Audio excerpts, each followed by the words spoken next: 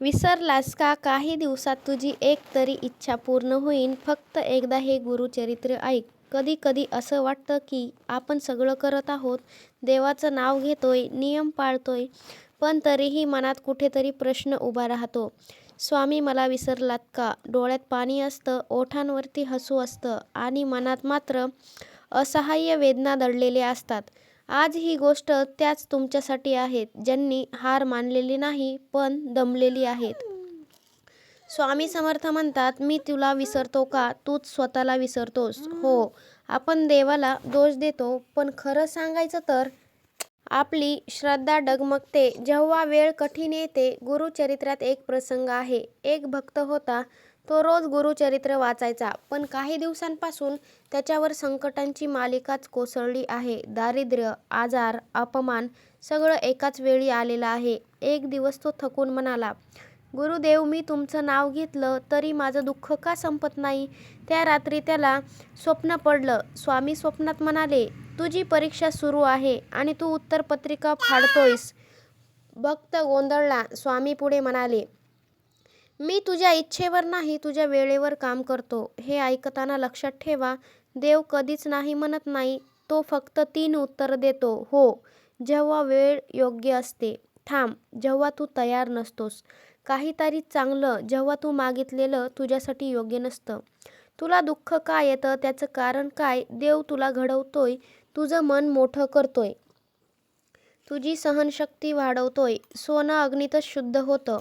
आज स्वामींचा खास संदेश तुमच्यासाठी आहे. तू रोज माझं नाव घेतोस, पण मनात शंका ठेवतोस. इच्छा पूर्ण व्हायच्या आधी विश्वास पूर्ण हवा. फक्त एक गोष्ट कर, आज किंवा उद्या शांत ठिकाणी बस. मोबाईल बाजूला ठेव आणि गुरुचरित्र ऐक. पूर्ण अध्याय नाही जमला तरी चालेल, पण मनापासून श्रद्धेने ऐक. कारण शेवटपर्यंत ऐकणारा शेवटपर्यंत सोडला जात नाही. काही दिवसात, हो, मी खूप जबाबदारीनं सांगतोय, तुझ्या मनात शांतता येईल. एखादी वाट अचानक उघडेल किंवा तुझी एकतरी इच्छा नक्कीच पूर्ण होईल. कदाचित तुझ्या अपेक्षेपेक्षा वेगळ्या मार्गाने, पण तुझ्या भल्यासाठी. शेवटी एकच नाव घे, श्री स्वामी समर्थ. हे नाव फक्त उच्चारण्यासाठी नाही, हे नाव आहे जगण्यासाठी. जर हे शब्द मनाला भिडले असतील तर मनात एकच वाक्य म्हणा, श्री स्वामी समर्थ. मला विसरू नका आणि विश्वास ठेवा, स्वामी कधीच विसरत नाहीत. दुसरा मुद्दा आहे, विसरलास का? नाही, स्वामी अजूनही तुझ्याच बाजूने आहेत. कधी रात्री अचानक डोळे उघडतात का? छातीत दडपण, डोक्यात विचारांचा गोंधळ आणि मनात एकच प्रश्न, देवाला माझं दुःख का दिसत नाही? जर हा प्रश्न तुझ्या मनात आला असेल तर आजच हे शब्द फक्त तुझ्यासाठीच आहेत.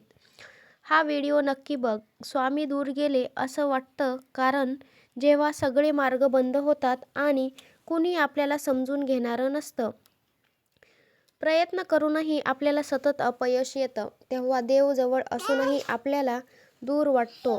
गुरुचरित्रात सांगितलेली एक गोष्ट. एक भक्त होता. तो रोज म्हणायचा, स्वामी मला सांभाळा, पण त्याच्या मनामध्ये मात्र सतत भीती, राग, शंका असायची. एक दिवस स्वामी म्हणाले, तू मला हाक मारतोस पण दार उघडत नाहीस. दार कसं उघडायचं? दार उघडतं पूर्ण विश्वासाने, तक्रारी न करता, तुलना न करता. कारण श्रद्धा अर्धी ठेवली तर कृपा अर्धीच मिळते. तुझी इच्छा पूर्ण का होत नाही? कारण ती इच्छा तुला बदलायच्या आधी पूर्ण होणार नाही. स्वामी आधी तुझं मन बदलतात, नंतर तुझं नशीब बदलतात. एक सत्य लक्षात ठेवा, जे मिळालं नाही ते नाकारलं नाही, ते थोडं थांबवलं गेलं आहे. कारण जेव्हा मिळेल तेव्हा तू त्याला सांभाळू शकशील. स्वामींचा आणखीन एक संदेश, तू रडतोस पण माझ्यावर नाही, तुझ्या परिस्थितीवर. एकदा परिस्थितीपेक्षा स्वामींवर विश्वास ठेवून बघा आणि एक लहानसा उपाय करा. आज झोपण्याआधी श्री स्वामी समर्थांचं 11 वेळेस तुम्ही नामस्मरण करा. मनात एकच इच्छा सांगा आणि म्हणा, माझ्या योग्य वेळेला साथ दे. बस, त्यापेक्षा जास्त काही म्हणू नका. काही दिवसातच काय होईल, तुमचं मन शांत होईल, योग्य निर्णय घ्यायला बळ येईल आणि एक दिवस तुमच्या ओठांवरून आपोआप निघेल, श्री स्वामी समर्थ, तुम्ही योग्य माझ्यासाठी केलं. शेवटचा विश्वासाचा शब्द जो शेवटपर्यंत थांबतो त्याला शेवटी चमत्कार दिसतोच. शेवटी एकच नामस्मरण म्हणा, श्री स्वामी समर्थ हे नाव तुझ्या संकटापेक्षा नेहमीच मोठं आहे. शेवटचा मुद्दा, विसरलास का स्वामी तुझं प्रत्येक अश्रू मोजत आहेत. काही दुःख अशी असतात जी कुणाला सांगताही येत नाहीत. घरात सगळे असतात पण मात्र मन एकटंच असतं. तेव्हा मनात एकच विचार येतो, स्वामी सगळ्यांना देताय, माझी वेळ कधी येणार. मी कितीही प्रयत्न करून मला अपयश येतं. आज हे शब्द त्या प्रत्येकासाठी आहेत जो शांतपणे सहन करतोय. गुरुचरित्र सांगतं, जो जास्त शांत असतो त्याची परीक्षा सगळ्यात मोठी कठीण असते. कारण स्वामी कमजोर नाहीत तर विश्वासू लोक निवडतात. एक अतिशय सुंदर प्रसंग. एक भक्त रोज गुरुचरित्र ऐकायचा पण त्याचं आयुष्य बदललं नव्हतं. एक दिवस तो थकून म्हणाला, स्वामी माझ्या आयुष्यात कधी उजळणार. त्याच रात्री स्वामी स्वप्नात आले आणि म्हणाले, तू पहाटेचा अंधार पाहतोयस म्हणून सूर्य नाही असं समजतोस. भक्त गप्प झाला. स्वामी पुढे म्हणाले, ज्याचं आयुष्य मी बदलणार असतो त्याला आधी पूर्ण मोडतो. का मोडतो स्वामी? कारण जुनी सवय सोडायची असते, चुकीचे लोक दूर करायचे असतात आणि मन शुद्ध करायचं असतं.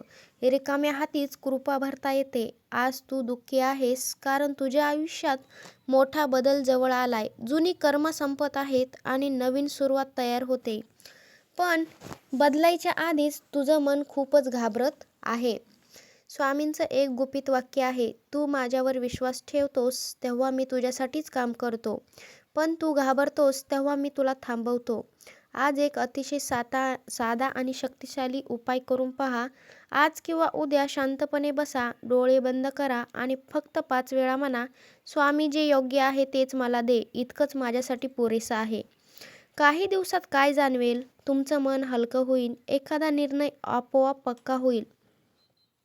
एखादी बातमी ऐकू येईल किंवा एखादी व्यक्ती अचानक मदतीला येईल. हा चमत्कार मोठा नसेल पण तुला जगायला बळ देईल. लक्षात ठेवा, देव उशीर करतो, नकार देत नाही. आणि जो शेवटपर्यंत थांबतो त्यालाच पूर्ण कृपा मिळते. शेवटी मनापासून एकच नामस्मरण करा, श्री स्वामी समर्थ. हे नाव तुझ्या नशिबावर नाही तर तुझ्या विश्वासावर आहे. इच्छा पूर्ण होण्याआधी स्वामी ही 7 चिन्हे दाखवतात. कोणती 7 चिन्हे आहेत बघा. विसरलास का नाही वेळ जवळ आहे. कधी कधी असं होतं ना, सगळं संपल्यासारखं वाटतं. मन म्हणतं आता काहीच होणार नाही आणि नेमकं त्याच वेळी स्वामी काय करायला सुरुवात करतात. कारण आपली आशाच संपते पण देवाची कृपा खरी तर तिथूनच सुरू होते. गुरुचरित्रात स्पष्ट सांगितलं आहे की जेव्हा स्वामी एखाद्याची इच्छा पूर्ण करायची ठरवतात तेव्हा आधी चिन्हे दाखवतात. पण ती चिन्हे ओळखणं आपल्याला जमत नाही.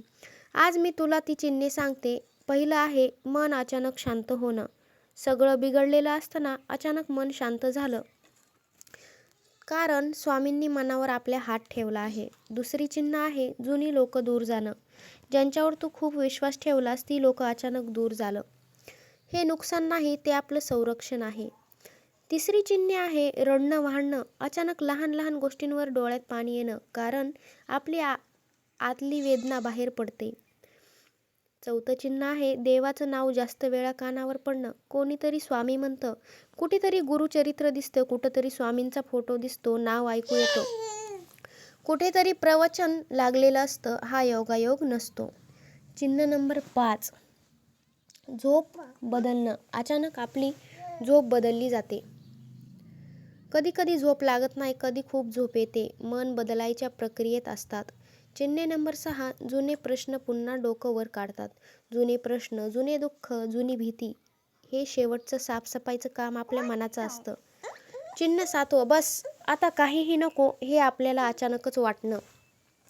जेव्हा तू म्हणतो स्वामी आता जे द्यायचंय ते द्या, नाही दिलं तरी चालेल, तेव्हा स्वामी म्हणतात आता देण्याची वेळ आली. गुरुचरित्रात एक ओळ आहे, जो पूर्ण शरण जातो त्याचं ओझं गुरु उचलतो. आजचा अतिशय गुप्त उपाय सांगायचं झालं, आज गुरुचरित्राचा एक तरी परिच्छेद ऐक, हात जोड आणि फक्त एवढंच म्हण, स्वामी मी थांबलोय, बस. काही दिवसात काय होईल, अचानक एखादी बातमी येईल, एखादा मार्ग उघडेल किंवा एखादली तरी इच्छा पूर्ण होईल. मोठा चमत्कार नसेल, पण तुझं आयुष्य बदलणारा असेल. शेवटी एकच सत्य, स्वामी उशीर करतात पण विसरत नाहीत. शेवटी मनापासून 3 वेळेस म्हणा, श्री स्वामी समर्थ, श्री स्वामी समर्थ, श्री स्वामी समर्थ. व्हिडिओ मनापासून ऐकला असेल तर लाईक करा, शेअर करा आणि कॉमेंटमध्ये श्री स्वामी समर्थ लिहा. धन्यवाद.